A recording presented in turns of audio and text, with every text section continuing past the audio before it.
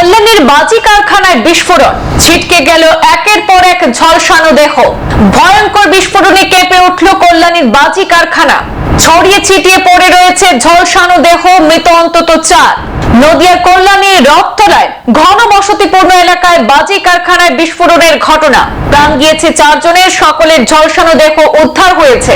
নদিয়ার কল্যাণীর বাজি কারখানায় ভয়াবহ বিস্ফোরণের জেরে কার্যত ধ্বংসস্তূপে পরিণত হয়েছে কারখানাটি। বাজি কারখানায় বিস্ফোরণের ঘটনায় 4 জনের মৃত্যু হয়েছে। মৃতদের মধ্যে 2 জন মহিলা রয়েছেন বলে খবর স্থানীয় সূত্রে। গুরুতর আহত অবস্থায় আরো একজনকে হাসপাতালে নিয়ে যাওয়া হয়েছে। উদ্ধার কার্যে হাত লাগিয়েছেন স্থানীয়রা। সেখানে ধ্বংসস্তূপের তলায় আর কেউ আটকে রয়েছেন কিনা তা খতিয়ে দেখছেন উদ্ধারকারী দল। ঘটনায় আতঙ্ক ছড়িয়ে পড়েছে এলাকায়। নদিয়ার কল্যাণীর রথতলার ঘনবসতিপূর্ণ এলাকায় বাজি কারখানায় এই বিস্ফোরণের ঘটনাটি সংঘটিত হয়েছে আজ। বিস্ফোরণের তীব্রতায় গোটা বাজি কারখানা উড়ে গিয়েছে। মৃত্যুর সংখ্যা আরো বাড়তে পারে বলে আশঙ্কা করা হচ্ছে। ঘটনাস্থলে উপস্থিত রয়েছে কল্যাণী থানার পুলিশ এবং দমকল বাহিনী। বিস্ফোরণের ঘটনায় আতঙ্কিত এলাকাবাসী। প্রাথমিকভাবে পুলিশের অনুমান যে আতশবাজি তৈরির সময় শর্ট সার্কিট থেকে আগুন লাগতে পারে, যার ফলে এই বিস্ফোরণ ঘটে থাকতে পারে। খবর পেয়ে দমকল কর্মীরা ঘটনাস্থলে পৌঁছায়, তারা আগুন নিয়ন্ত্রণে আনে।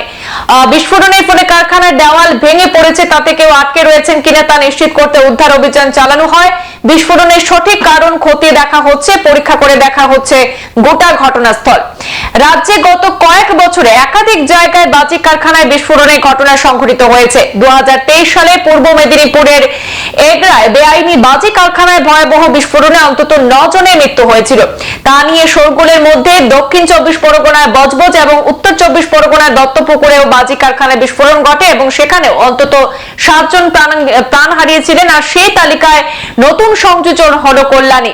আজ শুক্রবার দুপুর নাগাদ সেখানে অগ্নিকাণ্ডের ঘটনা ঘটে। বাজি কারখানায় বিস্ফোরণে সেখানে 4 জনের মৃত্যুর খবর এখনো পর্যন্ত পাওয়া যাচ্ছে। আরো একজনের অবস্থা আশঙ্কাজনক।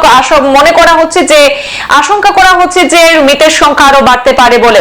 সংবাদে পর্যন্ত ফিরছি পরবর্তী অন্যান্য আপডেট নিয়ে। ধন্যবাদ।